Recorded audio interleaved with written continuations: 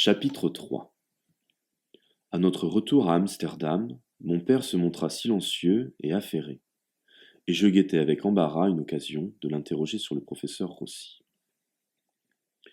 Madame Clay dînait avec nous tous les soirs dans la salle à manger aux boiseries sombres.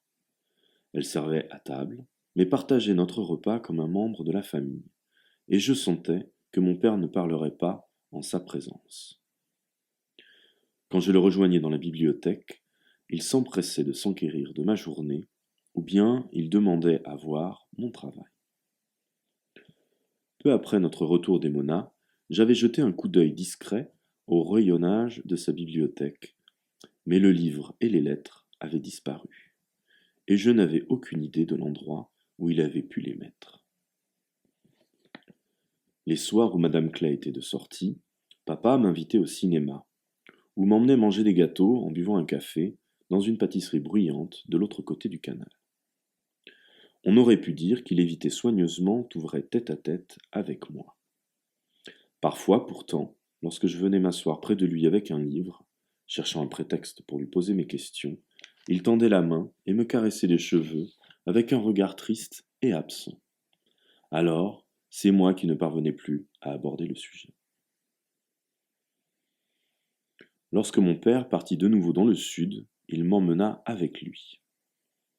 Malgré un interminable voyage et un séjour vraiment très court, une seule réunion au programme, informelle de surcroît, il tenait à me montrer la région. Cette fois, le train nous déposa bien après Emona, et nous dûmes prendre un car. Chaque fois qu'il le pouvait, papa préférait emprunter les moyens de transport locaux. Aujourd'hui encore, je pense à lui quand je voyage, et je choisis le métro plutôt qu'une voiture de location. Tu vas voir, Raguse ne se prête pas aux voitures, m'expliqua-t-il, comme nous nous agrippions à la barre en métal derrière le siège du chauffeur. Installe-toi toujours à l'avant du bus, c'est le meilleur moyen de ne pas être malade. Je me cramponnais au point que mes jointures en blanchirent. On avait l'impression de voler au milieu des amoncellements de roches gris pâles qui faisaient office de montagne dans cette région. Seigneur, souffla mon père, après un horrible vol plané causé par un virage en épingle à cheveux. Les autres passagers avaient l'air parfaitement sereins. De l'autre côté de l'allée centrale, une vieille femme vêtue de noir des pieds à la tête faisait même du crochet, le visage encadré par un châle dont les franges s'agitaient au rythme des soubresauts du car. Ouvre grand tes yeux, avertit mon père. Tu vas découvrir l'une des vues les plus spectaculaires de la côte. Je regardais docilement par la fenêtre, regrettant qu'il se croie obligé de me donner tous ses conseils, mais scrutant avec la plus grande attention les amas de roches et les villages en pierre perchés au sommet. Juste avant le coucher du soleil, je fus récompensé par la vue d'une femme debout de l'autre côté de la route. Elle attendrait peut-être un car en sens inverse. Grande, vêtue de longues jupes empesées et d'une veste étroite, elle portait une coiffe extraordinaire, semblable à un papillon d'organdi. Elle se tenait immobile au milieu des rochers, caressée par les feux du crépuscule, un panier posé à côté d'elle sur le sol. Il aurait pu s'agir d'une superbe statue si elle n'avait tourné la tête sur notre passage. Son visage était un ovale pâle, trop éloigné pour que je puisse en distinguer l'expression. Quand je la décrivis à mon père, il me dit qu'elle devait porter la tenue traditionnelle de la Dalmatie. Un gros bonnet, avec des ailes de chaque côté. J'ai vu des photos de cette coiffe. Tu viens quasiment de voir un fantôme. Elle doit habiter un tout petit village. La plupart des jeunes femmes d'ici portent des jeans à présent. Je gardai mon front collé à la vitre du car. Il n'y eut pas d'autre fantôme, mais je ne perdis pas une miette du miracle qui s'offrait à moi. Raguse venait d'apparaître en contrebas, splendide cité d'ivoire, baignée par une mer que le coucher de soleil rendait incandescente. Ses toits rouge sang, tassés à l'intérieur d'un impressionnant mur d'enceinte, rivalisaient d'ocre avec le ciel flamboyant. Édifiée sur une large péninsule, la ville semblait défier tempêtes et invasions, tel un géant invincible, campé les pieds dans l'eau face à l'Adriatique. En même temps, de là où je me trouvais, elle avait l'aspect d'une cité miniature, une sorte de maquette qu'un sculpteur aurait déposée là, au pied des montagnes. La rue principale, quand nous l'atteignîmes 2 heures plus tard, était pavé d'un marbre poli par des siècles de piétinement, et où se reflétaient les lumières des boutiques et des palais qui la jalonnaient. Elle scintillait comme la surface d'un grand canal.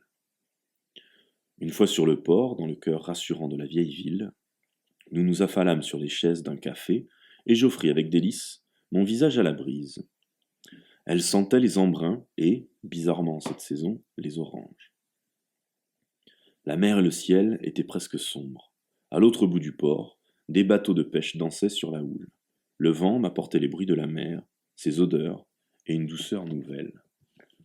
Le Sud, résuma mon père d'un ton satisfait, tandis qu'on déposait devant lui un verre de whisky et une assiette de toast à la sardine. Imagine que tu as un bateau amarré ici, et que la nuit s'annonce assez claire pour voyager. En te fiant simplement aux étoiles, tu pourrais rallier Venise, les côtes de l'Albanie ou la mer Égée.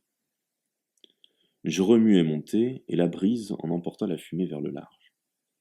Combien de temps faudrait-il pour atteindre Venise, par exemple? Oh, à bord d'une nef médiévale, il faudrait compter au moins une semaine. Il me sourit, savourant l'instant, détendu. Marco Polo est né sur ces rivages, et les Vénitiens ont été d'insatiables conquérants.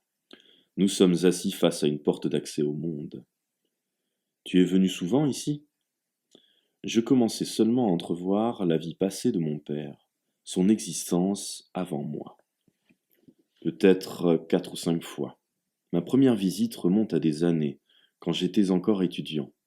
Mon directeur de thèse m'avait recommandé de visiter Raguse en venant d'Italie, juste pour découvrir cette merveille, pendant que je travaillais sur...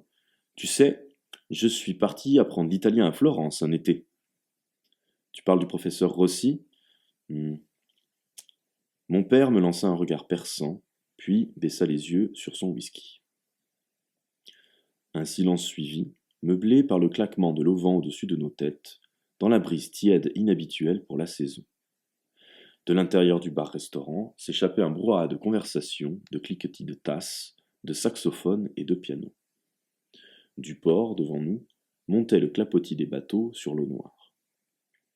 Enfin, sans tourner les yeux vers moi, papa se décida à reprendre la parole. Je devrais peut-être t'expliquer certaines choses à son sujet.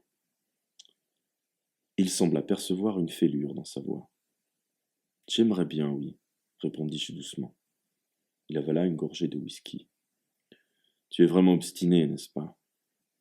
Je mourais d'envie de lui retorquer que s'il y avait quelqu'un d'entêté ici, c'était lui. Mais je me contins. Je voulais entendre la suite de son histoire, pas me disputer avec lui. Mon père exhala un soupir. Très bien.